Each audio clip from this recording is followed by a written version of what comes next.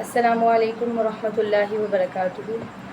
آج ہم زاد الطالبین کی حدیث نمبر 21 سے 30 تک پڑھیں گے، کیونکہ گزشتہ سبق کے اندر ہم 20 احادیث پڑھ چکے ہیں، ترجمہ بھی کر چکے ہیں اور مختصر سے ہم اس کی تشریح بھی کر چکے ہیں۔ تو دیکھیں، بسم اللہ الرحمن الرحیم۔ حدیث نمبر 21 ہے، الطاعم الشاکر کالصائم الصابر، کھانا کھا کر شکر ادا کرنے والا کالصائم الصابر، صابر روزے دار کی طرح ہے۔ یعنی کہ کیسے؟ دیکھیں، یہاں پر علماء اکرام یہ بتانا چاہتے ہیں کہ جو روزے دار ہوتا ہے نا، وہ کھانے پینے سے رک جاتا ہے، اور کھانے کی جو قدر و قیمت ہوتی ہے نا، پھر اس کو اس ٹائم فیل ہو رہی ہوتی ہے، اور پھر وہ اللہ رب العزت کا بہت شکر ادا کرتا ہے اللہ تعالیٰ کی اس نعمت پر۔ اسی طرح جو بندہ کھانا کھاتا ہے اور وہ بھی شکر ادا کرتا ہے اللہ کی نعمت کے اوپر، یعنی اب کھانا کی کیا مطلب، نعمتوں کا مطلب شکریہ ادا کا کیا طریقہ ہو سکتا ہے؟ جیسے کھانا کھانے سے پہلے وہ دعا پڑھے، بسم اللہ وعلی برکت اللہ، اگر وہ بھول جاتا ہے تو درمیان میں پڑھ لے بسم اللہ اولہ وآخرہ، اور پھر آخر میں بھی دعا پڑھے الحمدللہ الذی اطعمنا وسقانا وجعلنا من المسلمین۔ تو دیکھیں، اس میں وہ تینوں ٹائم اللہ تعالیٰ کی اس نعمت کا شکریہ ادا کر رہا ہے جو کہ روزے دار کرتا ہے۔ تو اسی طرح فرمایا کہ کھانا کھا کر شکر ادا کرنے والا روزے دار کی طرح ہوتا ہے، جیسے وہ جو ہے اب کھانے کی قدر و قیمت کو جان کر اللہ کا شکر ادا کر رہا ہوتا ہے، تو یہ بھی اسی کی نسبت میں ہوتا ہے، اور یہ کوئی کم فضیلت نہیں ہے۔ اس لیے ہمیں چاہیے کہ ہم جب بھی کھانا کھائیں اور کھانے سے ریلیٹڈ کوئی بھی چیز کھائیں تو ہمیں اللہ رب العزت کا شکریہ ادا کرنا چاہیے۔ حدیث نمبر 22 ہے، الاقتصاد میانہ روی فی النفقہ، خرچے کے اندر نصف المعیشہ، آدھی زندگی ہے۔ یعنی کہ دیکھیں، اگر ہم اپنے شیڈیول بناتے ہیں، یا اپنی یوں سمجھ لیں کہ اپنی مال و دولت کا، یا اسی طرح ہم روزمرہ کی زندگی کا کہ کیا چیز ہم نے کیسے لگانی ہے، کیسے ہم نے خرچ کرنا ہے، کتنی ہم نے بچت کرنی ہے، کتنا ہم نے اللہ کے لیے نکالنا ہے، کتنا ہم نے گھر کی ضروریات کو پورا کرنا ہے، تو یہ بہت بڑی جو ہے نا، یوں سمجھ لیں کہ عبادت کے طور پر ہے۔ انسان جب اپنے خرچے کو جو ہے نا میانہ روی کے ساتھ لے کر چلتا ہے تو وہ آدھی زندگی بچا سکتا ہے، نہ کہ انسان فضول خرچی کر کے جو ہے نا اپنا معاملات کو مشکل میں ڈال سکتا ہے۔ حدیث نمبر 23 ہے، وتودو، یعنی کہ محبت الی الناس، لوگوں سے نصف العقل، آدھی عقل ہے۔ کیسے؟ مقصد دیکھیں، لوگوں سے، اچھے لوگوں سے دوستی رکھنا اور اس دوستی کو برکت سے اپنے معاملات وغیرہ کو درست کرنا، یہ آدھی عقل ہے۔ اسی لیے ہمیں چاہیے کہ جب ہم دوست بنائیں نا، تو اچھے دوست بنائیں، ایسے دوست بنائیں جو آپ کو فائدہ دیں، آپ کے کام کو جو ہے نا وہ لے کر آگے چلیں، آپ ان کے معاون بنیں، وہ آپ کے معاون بنیں، نہ کہ ایسے دوست کہ آپ تو اچھے ہوں لیکن آپ ایسے دوستوں کی بیٹھک میں بیٹھتے ہوں کہ وہ آپ کو برے رستوں پر لگا دیں۔ یہاں تک کہ اگر چلو برے رستے میں نہیں لگاتے، آپ ادھر ان کے ساتھ رہتے ہیں، تو پھر اسی طرح وہ ہے نا، مثال ہے، جیسے کہ حدیث میں بھی آتا ہے، مثال ہے کہ اگر خوشبو والے کے پاس بیٹھو گے نا، تو مشک والے کے پاس بیٹھو گے تو چلو مشک بنانا تو نہیں آئے گی لیکن اس کی خوشبو آپ سے آنے لگ جائے گی۔ اسی طرح بھٹی والے کے پاس بیٹھو گے نا، تو چلو کام تو نہیں کرو گے لیکن دھواں پہنچنے لگ جائے گا۔ تو صحبت جو ہوتی ہے وہ انسان کو جو ہے بہت زیادہ فائدہ دیتی ہے، اس لیے اچھی صحبت رکھیں اور اچھے لوگوں سے جو ہے دوستی رکھیں، تاکہ آپ کی جو ہے وہ کام کاج، اور اسی طرح میں نے جیسے بتایا کہ نصف عقل ہے، تو وہ عقل اسی طرح ہوگی نا کہ جو آپ کو دوست فائدہ دے گا۔ حدیث نمبر 24، وحسن السوال، اچھا سوال نصف العلم، آدھا علم ہوا کرتا ہے۔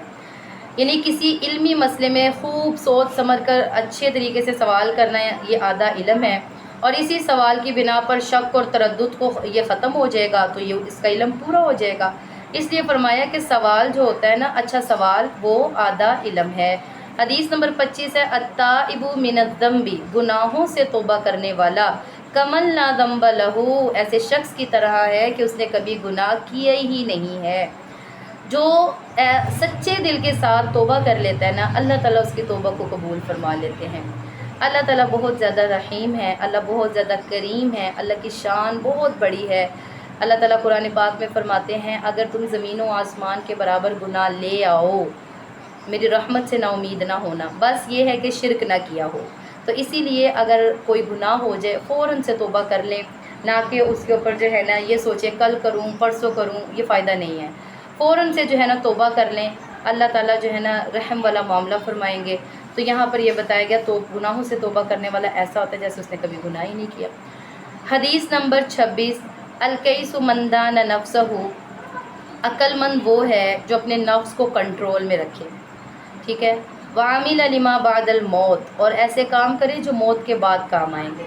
والعاجز، اور بے وقوف انسان وہ ہے من اتبع نفسہ، جو اپنے نفس کی اتباع کرتا ہے، جو اپنے نفس کے پیچھے چلتا ہے۔ جیسے اس کا دل کر رہا ہے گناہ کرنے کو، وہ کر لیتا ہے۔ اس کا دل کر رہا ہے میں مووی دیکھوں، وہ دیکھ لیتا ہے۔ اس کا دل کر رہا ہے میں گانا سنوں، وہ کر لیتا ہے۔ اس کا دل کر رہا ہے آج نماز نہ پڑھوں، ٹھیک ہے، نہیں پڑھے گا۔ تو اپنی خواہشات کے پیچھے چلنے والا بے وقوف شخص ہے۔ وتمنا علی اللہ، اور کام ایسے کرے کہ اچھے جو نہیں ہیں، اور تمنا اللہ پر رکھے کہ میں جنت میں چلا جاؤں گا، تو یہ چیز اچھی نہیں، یہ اسے بے وقوف کہتے ہیں، ٹھیک ہے۔ عقل مند وہ ہوتا ہے جو اپنے نفس کے پیچھے نہیں چلتا، وہ اپنے نفس کو اپنے تابع کر لیتا ہے، اللہ جیسے چاہتے ہیں، اور موت کے ایسے کام کرتے ہیں جو موت کے بعد کام آئیں گے۔ حدیث نمبر 27 ہے، المؤمن، مومن مألف، محبت کی جگہ ہے۔ ولا خیر، اور نہیں ہے بھلائی اس شخص میں جو نہ تو کسی سے محبت کرتا ہے، ولا یؤلف، نہ اس سے محبت کی جاتی ہے۔ ایک حدیث کا مفہوم ہے، صحابی ہیں اقرا بن حابس، وہ نبی علیہ السلام کے پاس تھے، تو نبی علیہ السلام حضرت حسن اور حسین کو بوسہ کر رہے تھے۔ بڑا تعجب ہوا اس نے کہا یا رسول اللہ، میرے 10 بیٹے ہیں اور میں نے آج تک ان کو جو ہے نا پیار نہیں کیا، ان کو بوسہ کنار نہیں کیا۔ نبی علیہ السلام نے فرمایا جو رحم نہیں کرتا اس پر رحم نہیں کیا جاتا۔ تو اس لیے فرمایا مومن جو ہوتا ہے نا وہ محبت کی جگہ ہے، اور اس شخص میں بھلائی نہیں ہے جو نہ کسی سے محبت کرتا ہے نہ اس سے لوگ محبت کرتے ہیں۔ اسی لیے ہمیں چھوٹوں کے ساتھ شفقت اور بڑوں کا ادب کرنا چاہیے، اور جو ہمارے بڑے ہیں ان سے ہمیں محبت بھی کرنی چاہیے۔ اگر کسی وقت وہ ڈانٹ دیتے ہیں تو ان کی ڈانٹ کو بوجھ اور عذاب نہیں سمجھنا چاہیے، بلکہ ہمیں جو ہے نا اس کو بہتری اور ادب کی نظر سے ہی دیکھنا چاہیے کہ اس میں ہماری اصلاح ہو سکتی ہے۔ کیونکہ اگر وہی بات اگر صرف نرمی دکھاتے جائیں گے تو آگے والا انسان جو ہے نا وہ چوڑ بھی ہو سکتا ہے، تو وہ تھوڑا سا ریلیکس بھی ہو جائے گا کہ چلو ٹھیک ہے وہ تو معاف کر دیتے ہیں تو ہم غلطی کر کے ان سے معافی مانگ لیں گے، وہ تو بڑے نرم ہیں، ایسا بھی نہیں کرنا، یہ بہت غلط بات ہے، ٹھیک ہے۔ کیونکہ ادب کے لیے مارنے کی بھی اجازت نبی کریم صلی اللہ علیہ وسلم نے دی ہے۔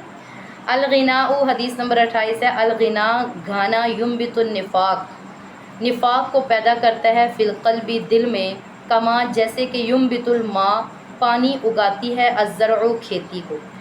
دیکھیں اس حدیث میں یہ فرمایا گیا ہے کہ بے شک یہ جو گانا وغیرہ ہوتا ہے یہ دل میں نفاق کو پیدا کرتے ہیں۔ انسان کے دل میں نا یوں سمجھ لیں کفر سا آنے لگ جاتا ہے، انسان جو ہوتا ہے وہ اسلام کی بہت ساری مصلحتوں سے دور ہونے لگ جاتا ہے جب وہ گانا بجانا یہ چیزیں سنتا ہے، کیونکہ نبی علیہ السلام نے فرمایا میں مبعوث ہی گانے کے آلات کو توڑنے کے لیے ہوا ہوں۔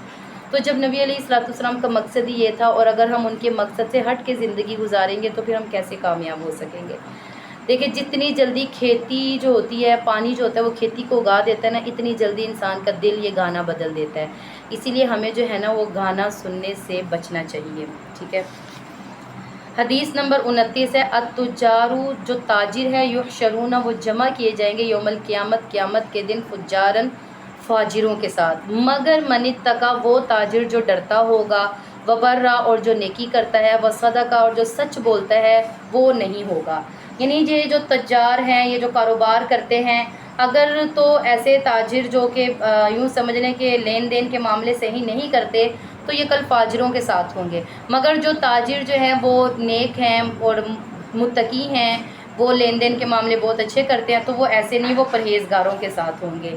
دوسری حدیث میں اس کی مزید فضیلت آئی ہے، حدیث نمبر 30 میں، التجار صادق، جو سچے تاجر ہیں نا اور جو امانت دار تاجر ہیں، مع النبی، وہ نبیوں کے ساتھ ہوں گے، وہ صدیقین، اور صدیقین کے ساتھ ہوں گے، وہ شہداء، اور شہیدوں کے ساتھ ہوں گے۔ یہ ان تاجروں کی جو کہ سچائی، بات میں سچائی اور لین دین میں امانت داری اور جو ہے خلوص کو برتتے ہیں، تو ان کی مزید جو ہے نا فضیلت کو بتایا گیا کہ ان کو اتنا درجہ دیا جائے گا کہ نبیوں کے ساتھ، صدیقین کے ساتھ اور شہداء کے ساتھ۔ تو یہاں تک جو ہے وہ 10 حدیثیں جو ہیں وہ ہو چکی ہیں۔ انشاءاللہ العزیز ہم آگے والے سبق کے اندر مزید 10 حدیثوں کو پڑھیں گے۔ تب تک کے لیے آپ جو ہے نا ان حدیثوں کو سمجھیں، اچھے سے یاد کریں. اگر کوئی بات سمجھ میں نہیں آتی تو اپنی رائے کمنٹ میں ضرور ہمیں بتائیں. ہمارے چینل کو سبسکرائب کر لیں اور زیادہ سے زیادہ جو ہے نا اس کو شیئر کریں. انشاءاللہ ملتے ہیں اگلی ویڈیو میں.